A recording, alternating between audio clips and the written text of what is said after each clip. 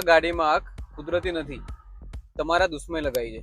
ના દુશ્મન બીજું કોઈ નહીં, તમે પોતે જ છો. આવું હું તમને બતાવું કયા 5 દુશ્મન તમારા સાથીઓ આગ લગાવી. ગાડીનો સૌથી પહેલો દુશ્મન જે આગ લગાવવા માટે હોય છે કાર સ્પ્રે. આને સૌથી વધારે આલ્કોહોલ આવતું હોય છે. એ ગાડીમાં રહેવાથી બ્લાસ્ટ થવાના પ્રશ્નો રહી શકે છે.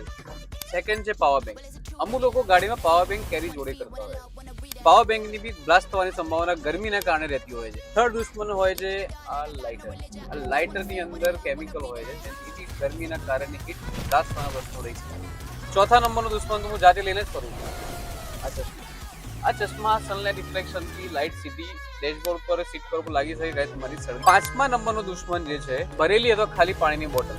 પાણીની બોટલ આપણે વિચારી બી નહીં ગાય આગ લગાવી શકે છે.